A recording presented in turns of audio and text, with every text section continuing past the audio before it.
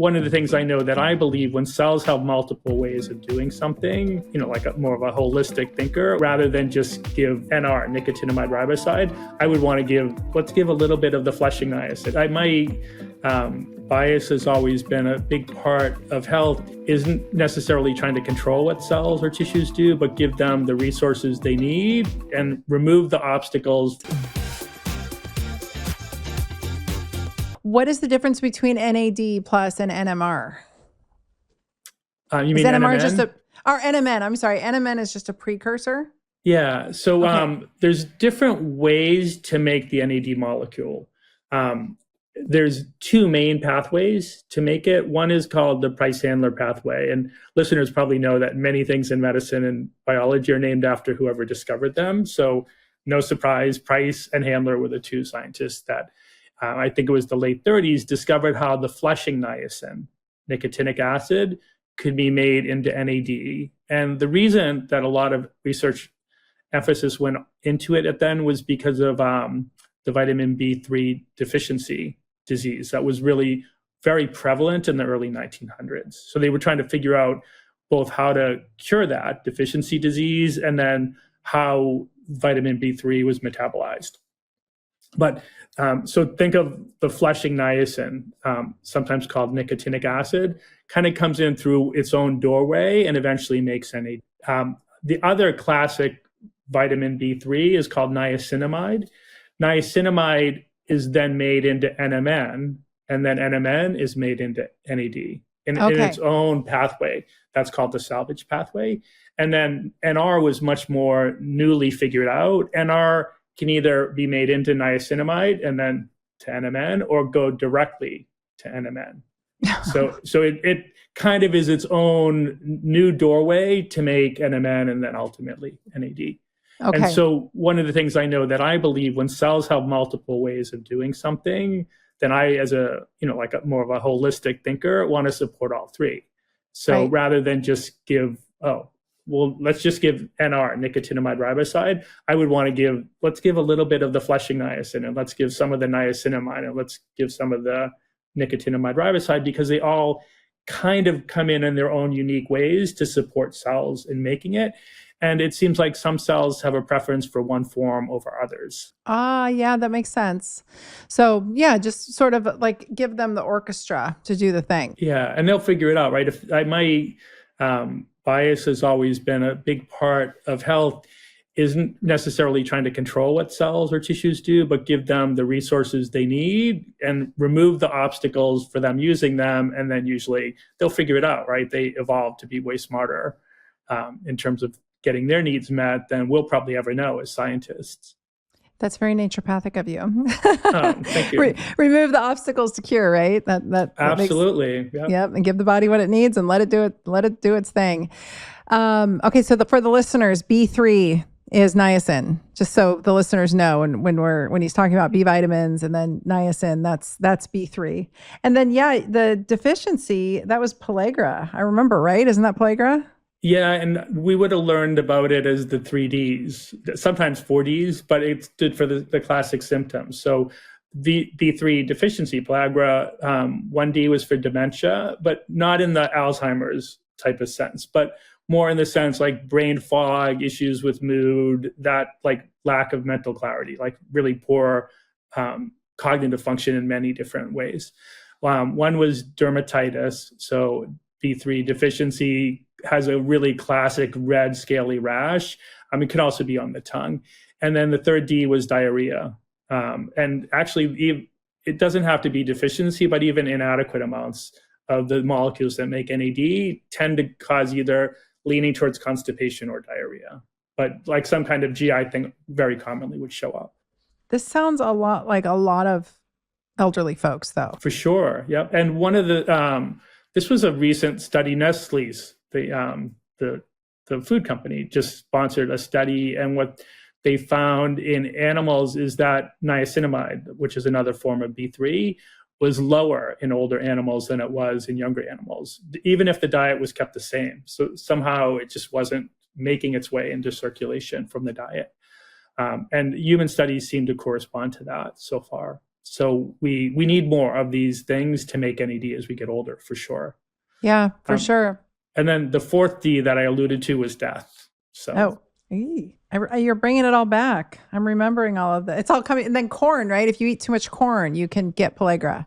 yeah. So what would happen in animal foods, just like in our cells, the way to think about NAD, and usually in science, the term would be called a metabolome. And when you see that "ome" on the end of thing, think like gut microbiome. It means a collection, right? Like a grouping. And so NAD metabolome is often how it's described.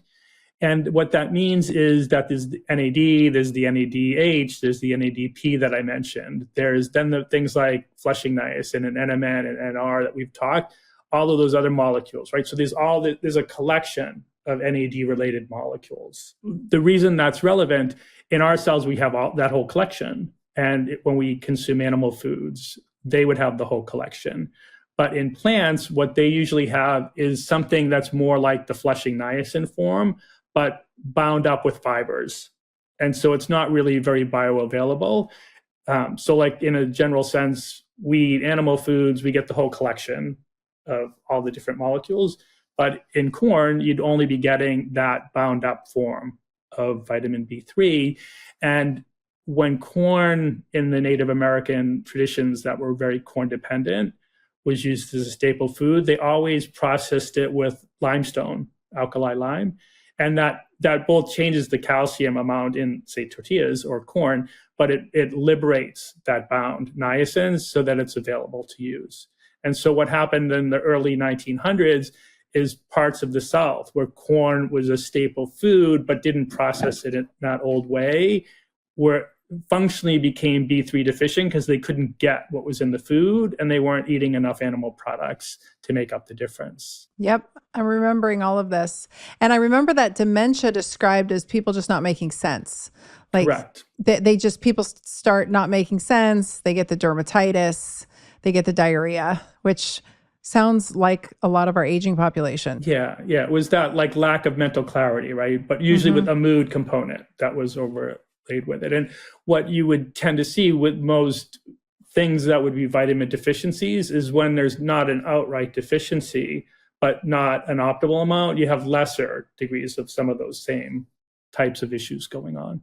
So what we tend to see at Qualia when people have been in our studies on the Qualia NAD Plus product is the areas that most commonly we've seen improve the most are feelings of energy, mood, mental clarity, the same category of things that you tend to see if in a deficiency go really, really haywire. That's awesome.